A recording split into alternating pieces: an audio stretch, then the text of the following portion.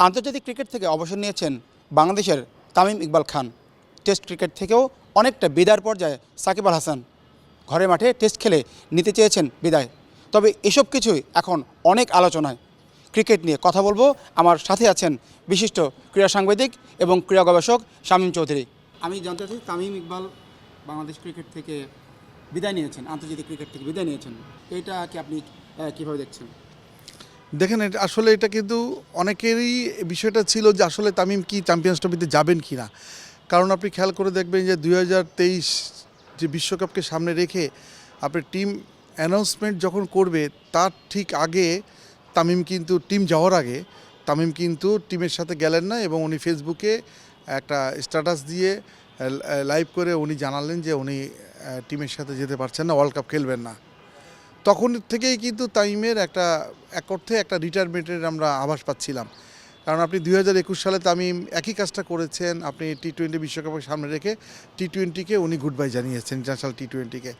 এরপরেও কিন্তু একটার পর একটা সিনারিও ছিল, সেটার মধ্যে উনি এই 2023 সালে যেটা করলেন, পরপর দুটি ইনসিডেন্ট ওনার হলো। একটা হলো আফগানিস্তান সিরিজের মাঝপথে, উনি তখন ফার্স্ট ওয়ানডে শেষে উনি কিন্তু ওনার বাসায় ইমোশনাল একটা রিটায়ারমেন্টের ঘোষণা দিলেন।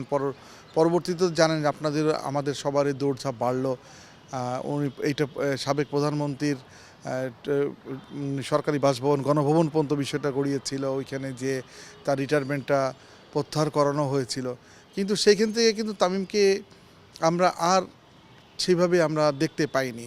তামিম হয়তো এরপরে খেলেছেন, কিন্তু সেই অর্থে সেটা তামিমরে আমরা দেখতে পাইনি। আর যেটা হচ্ছে যে এই ওয়ার্ল্ড কাপের পর থেকেই তামিমটা হয়ে গেল, তামিম গেল না ওয়ার্ল্ড কাপে, সেইখান থেকেই তামিম আনঅ্যাভেলেবল হয়ে গেল। তার মানে আপনি বলতেছেন যে 2023 সালে তামিম যখন ন্যাশনাল ক্রিকেট থেকে বাইরে আসলো, তখন থেকে তার আসলে ফেরালটা হয়ে গিয়েছে? না, তখন তো ফেরল না, এরপর তো ম্যাচ খেলেছেন উনি, তাই না? এরপর তো ব্যাক করে উনি ম্যাচও খেললেন। কিন্তু প্রশ্ন সেখানে না, প্রশ্ন হচ্ছে কি যে উনি যে ওয়ার্ল্ড কাপে গেলেন না, এবং এইখান থেকেই যে উনি একেবারে বেঁকে বসলেন, কেন জানে নিজের উপর একটা অভিমান নিয়ে একটু বেঁকে বসলেন। ওনাকে ক্রিকেট বোর্ডের ওনাকে বললো যে তাকে সে ওপেন করতে পারবেন না, তাকে একটু নিচে নেমে ব্যাট করতে হবে, এইটাকে মানতে পারলেন না এবং গেলেন না। সেইখান থেকে কিন্তু ওনাকে কিন্তু আর আমরা ক্রিকেটে সেই অর্থে দেখতে পারি না, ইন্টারন্যাশনাল ক্রিকেটে দেখতে পারি নাই, তাই না? তাহলে কি আমরা ধরে নিচ্ছি না যে তামিমের আসলে ফেয়ারওয়েলটা করতে হয়ে গেছে? উনি নিজ থেকেই ওনাকে কিন্তু কখনও কিন্তু আপনি দেখেন এমন একটা ওনার জন্য দারুণ একটা স্লট ছিল যে আপনি চ্যাম্পিয়ন্স ট্রফিতে খেলে উনি বিদায় নিতে পারতেন। আইসিসি একটা মেগা আসর থেকে বিদায় নিতে কে না চায়, ওনার কিন্তু সেই সুযোগটা ছিল। ওনাকে এখনও কিন্তু ওনার পজিশনের যে ব্যাকআপটা, প্রকৃত ব্যাকআপ বাংলাদেশ পেয়েছে বলতে পারবেন না আপনি, তাই না? জিএসএন আসলে উনিও তার মতো নয়, মানে ধারাবাহিক রান বলেন যা বলেন। হয়তো তামিম মাঝখানে কিছুদিন রানে ছিলেন না, কিন্তু তামিম থাকলে যে আবার ফর্মে ফিরবেন না সেটা তো বলা যেত না, তাই না? আর এখন তামিম কিন্তু বিপিএলে রানেই ফিরেছেন, এনসিএল টি-20তে রান করেছেন। সুতরাং আসলে তামিমের জন্য একটা দুর্দান্ত একটা স্লট ছিল হচ্ছে আইসিসি চ্যাম্পিয়ন্স ট্রফি। আমরা মাহমুদ আলী রিয়াদকে দেখেছি, আসলে যাকে বলা হচ্ছিল যে ন্যাশনাল টিমে তার আর ফেরার সম্ভাবনা নেই, কিন্তু সেই মাহমুদ আলী রিয়াদ এখন ন্যাশনাল টিমের অটো চয়েস হয়ে গেছেন। তো তামিম তো আসলে সেই জায়গাটা ছিলেন, আপনার কাছে কি মনে হয়? হ্যাঁ, দেখেন, মাহমুদুল্লাহ রিয়াদ কিন্তু প্রমাণ করেছেন, উনি কিন্তু মাহমুদুল্লাহ রিয়াদ আপনি টেস্ট থেকে জিম্বাবুয়ের সাথে টেস্ট খেলে যে রিটায়ারমেন্টের ঘোষণা দিলেন, এরপর থেকে ধরে নেওয়া হচ্ছিল উনি হয়তো বা বেশ দিন সাস্টেন করবে না। ক্রিকেট বোর্ডও তাকে কিন্তু ইন অ্যান্ড আউটের মধ্যে রেখেছে। ইংল্যান্ডের সাথে পারফর্ম না করা, কিন্তু হোমের পারফর্ম না করে লম্বা সময় টিমের বাইরে রাখছিল। তারপরে ওনাকে নিয়ে পরীক্ষা করা হলো, এবং আমাদের ঠিক ওয়ার্ল্ড কাপে যাওয়ার আগে যে আমাদের এখানে যে সিরিজটা হলো, সেই সিরিজে উনি রান করে আবার ওয়ার্ল্ড কাপে স্কোয়াডে ফিরলেন। ফেরার পরও দেখেন, আপনি খেয়াল করে যে ওয়ার্ল্ড কাপে কিন্তু ওনার জন্য খুব সুবিধাজনক অবস্থান ছিল না। উনি ওয়ার্ল্ড কাপে যে উনি সেঞ্চুরি করে তারপরে ওয়ার্ল্ড কাপে উনি ধারাবাহিকভাবে রান করে উনি প্রমাণ করে দিয়েছেন যে এখনও তার সময়টা আছে, সে এখনও ফুরিয়ে যায়নি। এখন দেখেন, ওনার মাহমুদুল্লাহ কিন্তু এখন একটা মাত্র অপশন, উনি কিন্তু টি-20 থেকে সরে দাঁড়িয়েছেন। এখন শুধুমাত্র ইন্টারন্যাশনাল ক্রিকেটে উনি আছেন হচ্ছে ওয়ানডেতে। আশা করা যাচ্ছে যে ওনার জন্য একটা দারুণ একটা স্লট আছে চ্যাম্পিয়ন্স ট্রফিতে। খেলার মাঠে বিদায় তো কম নিতে পারছে, হয়তোবা উনি সেই সুযোগটা নিতে পারেন। এবং সেই সুযোগ কিন্তু মুশফিকেরও আছে। মুশফিক কিন্তু এখনও কিন্তু আপনি তাকে কিন্তু টেস্টে কিন্তু আপনি এখনও কিন্তু কনসিডার করবেন, ওনার যে পারফরমেন্স। যদি উনি ফিট থাকে টেস্টে আর হয়তো কিছুদিন চালিয়ে যাবেন। এখন দেখা যাক, ওয়ানডেতে হয়তো ওনার সিদ্ধান্তের ব্যাপার, ওনার ওয়ানডে থেকে উনি রিটায়ারমেন্টের ঘোষণা দিতে পারেন।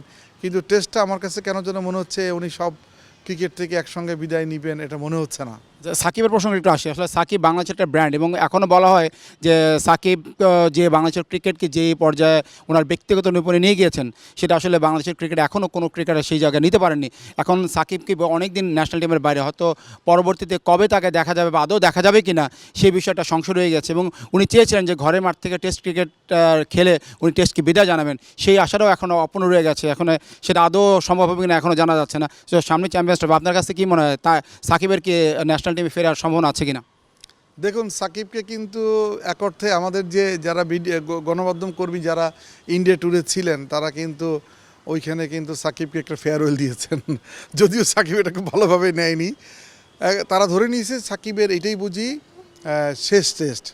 কিন্তু দেখেন এটা এই কারণে ধরে নিয়েছে যে আমাদের যে পরবর্তী হোম টেস্ট সিরিজ সেটাকে লম্বা সময় পরে এবং সাকিবের ঘাড়ে যেহেতু মামলার বোঝা ঝুলছে, আপনার হত্যা মামলা থেকে শুরু করে আরও কয়েকটা মামলা আছে, সেহেতু হয়তোবা সাকিব হোমে খেলতে পারবেন না। সাকিব হোমে না খেলতে পারলে কি ওইটাই ধরে নিচ্ছি যে ওইটাই সাকিবের শেষ টেস্ট হয়ে গেছে, ফেয়ারওয়েল টেস্ট হয়েছে, তাই না?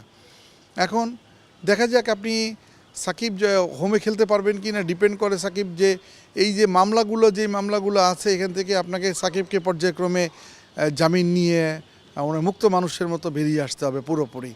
তাহলে মুক্ত বিচরণ করতে পারলে দেশের মাটিতে ওনার হয়তো ক্রিকেট বোর্ডকে বললে হয়তো ওটার জন্য একটা ফেয়ারওয়েল টেস্টে আয়োজন করতেই পারে, যে কোনো একটা টেস্টকে সাকিবের ফেয়ারওয়েল টেস্ট করা যেতে পারে। চ্যাম্পিয়ন্স ট্রফিতে সাকিবের ফেরার সম্ভাবনা আছে কি? এইখানে একটু সম্ভাবনা আমি ক্ষীণ দেখছি এই কারণে, দেখেন সাকিব কিন্তু ইংল্যান্ডে যে আপনার কাউন্টি ক্রিকেট খেলতে যে বোলিং এলিগেশন পেয়েছিলেন, বোলিংয়ের নিষেধাজ্ঞা ছিল অ্যাকশনের, সেই অ্যাকশন নিষেধাজ্ঞার জন্য যে পরীক্ষা দিতে হয় আবার যে রেকটিফাই করার জন্য সেই পরীক্ষাটা ওনার রেজাল্টটা কিন্তু নেগেটিভ আসছে। অর্থাৎ ওনাকে আবারও পরীক্ষা দিতে হবে লন্ডনের ল্যাবরেটরিতে বা যেখানে আইসিসির স্বীকৃত ল্যাবরেটরিতে, তাই না? এই পরীক্ষায় পাশ না করলে তো আপনি ওনাকে শুধুমাত্র যে আপনি ব্যাটসম্যান হিসাবে আপনি টিমে নেবেন এটা আসলে আমরা ভাবতে পারি না। কারণ সাকিব কিন্তু সবসময় কনসিডার হন একদম ক্যারিয়ারের শুরু থেকে অলরাউন্ডার এবং ওনার বোলিংয়ের স্ট্রেংথটাই ওনাকে কিন্তু এগিয়ে নিয়ে গেছে। ওনাকে কিন্তু সবসময় আগে বোলার পরে ব্যাটার বলা হয়, তাই না? এই জন্য আর কি একটু প্রশ্ন আছে যে আপনার নির্বাচকরা কি শুধুমাত্র একজন বোলারকে টিমে নিবে কি না, এটা নির্বাচকদের ব্যাপার। হয়তো বা আমরা 2-1 দিনের মধ্যে দেখতে পারবো এর একটা প্রতিফলন। নির্বাচকরা নিশ্চয়ই বসবেন বিষয়টা নিয়ে। এখন দেখা যাক। তাহলে এখন সাকিবের ওইটা হয়তো যদি বোলিং এলিগেশন না থাকতো তাহলে বলতে পারতাম যে আপনি সাকিব হয়তো ফিরতে পারেন চাইলে। তামিমের কি বিসিবিতে পরিচালক বা ক্রিকেট অপারেশনসের কোনো কিছু দায়িত্বে আসার সম্ভাবনা আছে কিনা? তামিমকে আগে শুধু ইন্টারন্যাশনাল ক্রিকেটকে গুড বাই বললে হবে না, তামিমের কিন্তু ডোমেস্টিকের ক্রিকেট থেকেও গুড বাই জানাতে হবে। কারণ আপনি ক্রিকেট বোর্ডের কনস্টিটিউশনে স্পষ্ট করে লেখা আছে যে আপনি প্রাক্তন ক্রিকেটারদের মধ্য হইতে, প্রাক্তন ক্রিকেট বলা হচ্ছে একটা হচ্ছে প্রাক্তন অধিনায়ক 5 জন আর হচ্ছে প্রাক্তন ক্রিকেটার 10 জন, তাই না? এই 15 জন এই কাউন্সিলর বা তামিম যদি আপনি ক্লাবে আসতে চান, ক্লাবের কোটায় আসতে চান বা অন্য জেলা বিভাগতে আসতে চান, সেক্ষেত্রেও আমার কেন যেন মনে হয় যে আপনি ওই প্রাক্তন পরিচয়টা হতে হবে। অর্থাৎ সব ধরনের ক্রিকেট থেকে তাকে আর কি ক্যারিয়ারকে তাকে গুড বাই জানাতে হবে। তখন তাহলে তামিমকে আমরা সেই সম্ভাবনা কিন্তু প্রবল। আপনি জানেন যে মার্চে কিন্তু আমাদের প্রিমিয়ার ডিভিশন ক্রিকেট আছে, উনি যেহেতু কমিটমেন্ট আছে হয়তো বা উনি যে ক্লাবে খেলবেন সেখান থেকে কিছু অ্যাডভান্সও নিয়েছেন, সেই ক্লাবে খেলার কমিটমেন্টটা উনি পালন করবেন। তারপরে হয়তো বা আমার কেন যেন মনে হচ্ছে এই প্রিমিয়ার ডিভিশন খেলেই উনি সব ধরনের ক্রিকেটকে বিদায় নিতে পারেন। শামীম, আপনাকে অসংখ্য ধন্যবাদ।